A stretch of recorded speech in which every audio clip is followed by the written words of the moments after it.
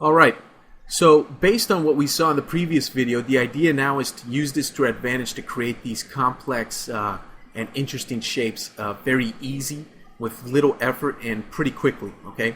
So here's what we're going to do.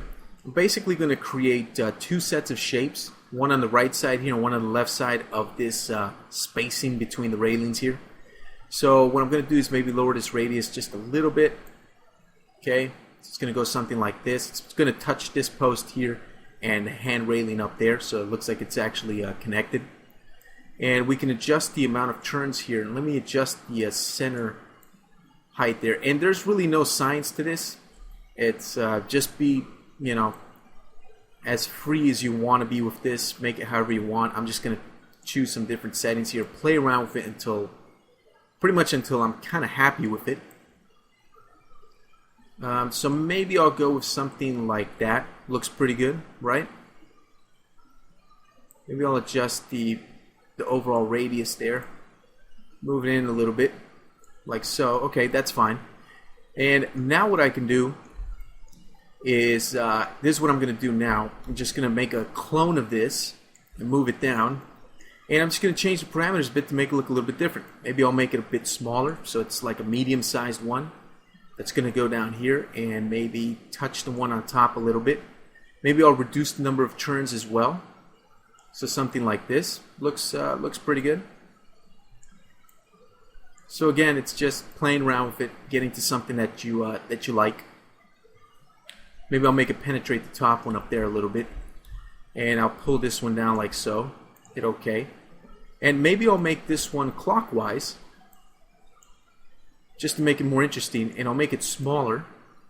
I'll take both radii and make them smaller, and place it down here about like this, and maybe I'll just touch the top one up there a little bit, like that. And for turns, maybe I'll give it a small amount of turns like this. And that looks pretty interesting. Maybe I'll add a little bit more of a turn to it.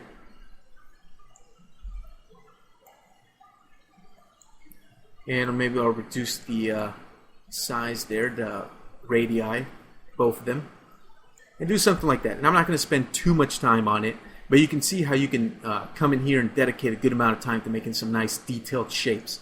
Okay, so right now this is totally useless to us because they're just curves, they're just lines, okay? So how can we change that and use this to create some geometry? Well, it's actually a lot simpler than you might think. Let me go to the perspective view here.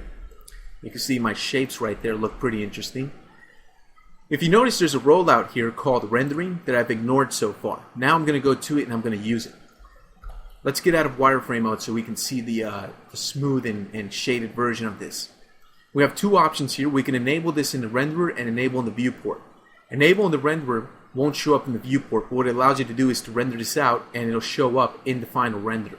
If you enable in viewport, we actually create geometry, as you can see.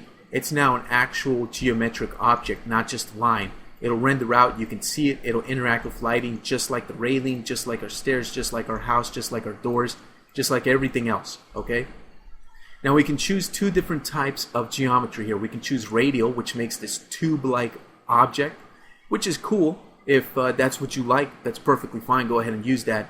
I'm going to go for rectangular. At this point in time, it's really just about adjusting settings and getting to something that you like. So let me take the length here, and I'm going to reduce it by a good amount. Maybe I'll go to about 1/2 inch to make it nice and thin. And right now the width is way too much, so let's reduce that width. I want to make it pretty thin, like something like this is pretty good. I think I'm going to go with about 0.3 for the width. We have an angle parameter, which is basically going to twist it and churn it. As you can see, as I do that, it slowly twists and churns. It looks interesting, but I'm not going to do it. I'm going to leave the aspect alone because it's just going to change the aspect here, which adjusts the length, which I don't want it to. Okay? And of course, we have the parameters, which we've already gone over. So basically, right now, this is an actual 3D object. And we can continue to adjust this too. We can come in here and say we're not happy with the second radius. I can come in here and adjust this like so. See that? I can adjust the turns. I can do basically whatever I need to do to this object. And it'll adjust and update accordingly in my viewport. So I'll do something like that, and that looks pretty good. And I can go to the other ones, and I can enable their rendering parameters as well. So I'll go with rectangular. I'll adjust the length of this as well as the width. I'll go for width of 0.3 again. I'll keep them all consistent like that. Now here we're penetrating them through. I'm going to penetrate them through. I want to. You don't have to. You can try to adjust them so they're just barely touching. I'm going to do it this way. And just so that there's no clipping issues right here, I'll make sure that the bottom one, the medium-sized helix, is going to have a different length here. So I'll make it a little bit smaller. And I'll take this one down here. I'll enable that in the viewport. Same thing. Make it rectangular. Reduce the length there by a good amount. That's a little bit too much. There we go. And the width, again, 2 inches is too much, so I'll go with 0.3, which I'm happy with. And there we go. We have that interesting shape. I might actually want to lower that width a little bit more. Something thinner looks nicer. Okay. And that looks pretty neat. I'm going to say that I'm happy with that, and I'm going to leave it alone for the moment. Okay. So now the next thing that I'm going to do is I want to basically symmetrize this, so I have a set of this, so I have 2 halves to it, which will look pretty good. So to symmetrize it, what I'm going to do is I'm going to convert this to an editable poly. I'm going to take the top one, I'm going to go to the quad menu, and I'm going to convert to an editable poly. Okay. Now it's an editable poly.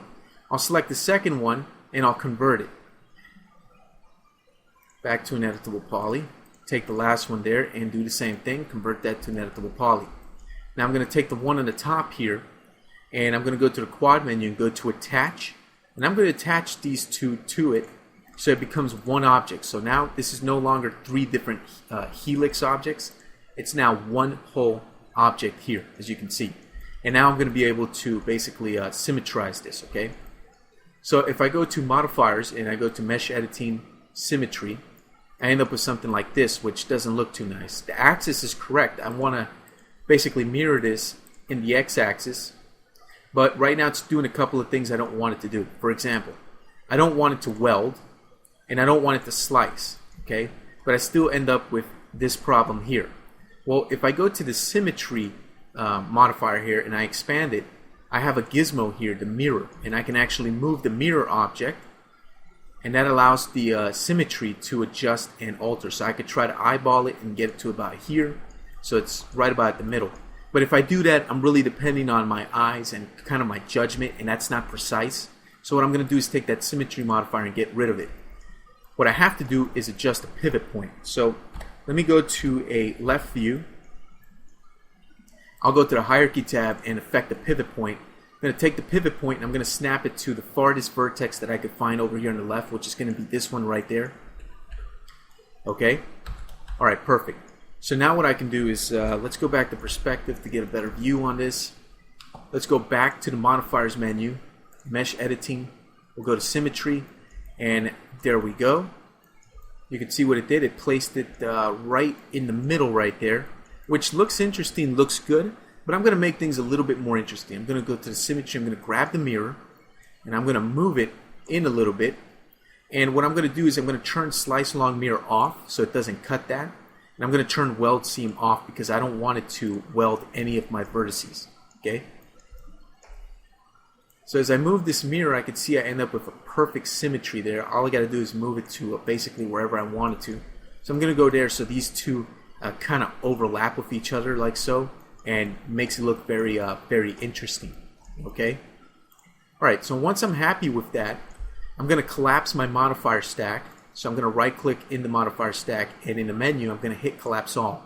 3ds Max is giving me a warning. It says, be careful, once you collapse this, the changes are permanent. So I'll hit yes. I understand the risks, and I'm willing to go through with it.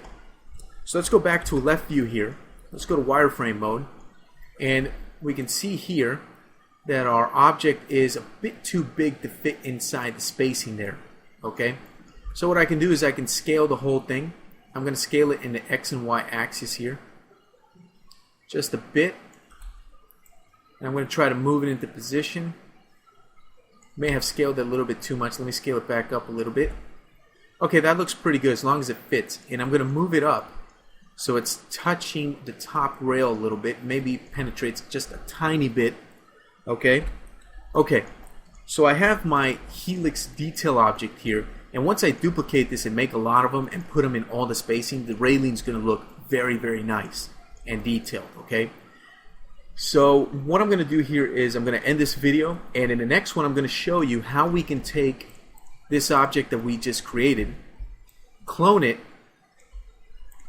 for the rest of the railings here, but make it so that it aligns the way it's supposed to. Okay, because right now if I just take this and start cloning it like this and placing it manually just using my eyes and my judgment, it's not going to be placed precisely. And that, of course, is not good. Okay, so let me delete that one. We're just going to keep this master one over here. Alright, so I'm going to end this video here, and in the next one, we're going to see how we can do what I just mentioned.